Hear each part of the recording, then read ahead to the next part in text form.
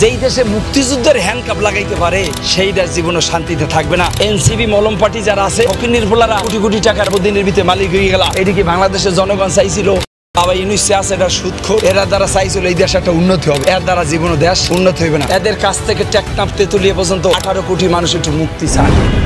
5ই আগস্টের পরে 14টি মাস এই বাংলাদেশে চলতে আছে। 14 মাসের ভিতরে 250-এর উপরে গার্মেন্টস ফ্যাক্টরি বন্ধ হয়ে গেছে। 10 লক্ষের উপরে মানুষ বেকার হয়ে গেছে, মানুষ ভিক্ষুক হয়ে গেছে, মানুষ হকার হয়ে গেছে, অটোওয়ালা হয়ে গেছে। দেশে ছিনতাইকারী বাড়তে আছে, ডাকাতি বাড়তে আছে, গরু চোর বাড়তে আছে, বাড়তে আছে, লাহাজার বাড়তে আছে। দেশের মানুষ কি শান্তিতে থাকতে পারবে না? এই দেশে কি মানুষ থাকতে পারবে না? মানুষের থাকার কি অধিকার নাই?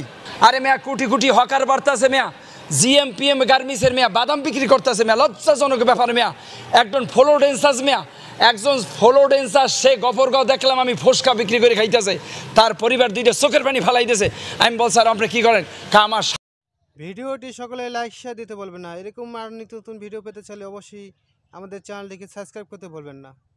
আমি পরিবার, আমার স্বামী তিনি গার্মেন্টসের ইনচার্জ ছিল। আজকে উত্তরা সহ, গুলশান সহ, বারিদারা সব, আপনার মেট্রো রেলের আশেপাশে সহ হাজার হাজার হকার, খালি হকার, খালি হকার। মানুষের কাজ নাই, বেকার হয়ে গেছে, মানুষের ভিতরে হাহাকার চলতেছে, হাজার হাজার অটো নামতে আছে। যাইয়ে দেখেন ভাই, এগুলো আমার বানানো কথা না, এগুলো আমি মিথ্যা বলতেছি না, কারোর দোষী করার জন্য না। দেশ যদি চালাইতে পারেন ডক্টর ইউনূস সাহেব বাবাজি, দেশ চালান।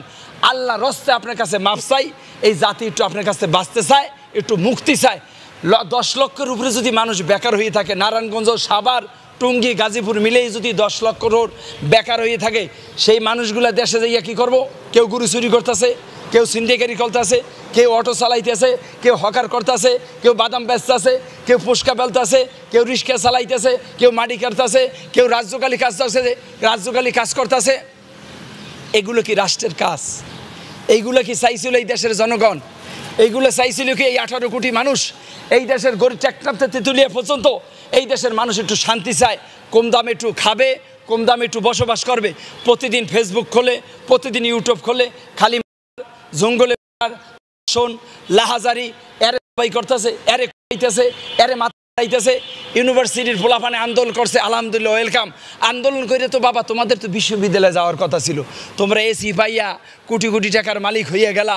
ইউনূস সাহেবের লগে সেহারে বাও, আবার আমেরিকা যাও সাথী লইয়া, চায়না যাও ভাতের বাড়ি লইয়া। হ্যাঁ, তোমাকে কাছ থেকে বাংলাদেশের মানুষ কোনো কিছু চায় না। তোমাদের চাইছিল তোমার দ্বারা ভালো কিছু আশা করবে। তোমরা ফকির ভোলারা কোটি কোটি টাকার মালিক হইয়া অল্প দিনের ভিতরে মালিক হয়ে গেলা।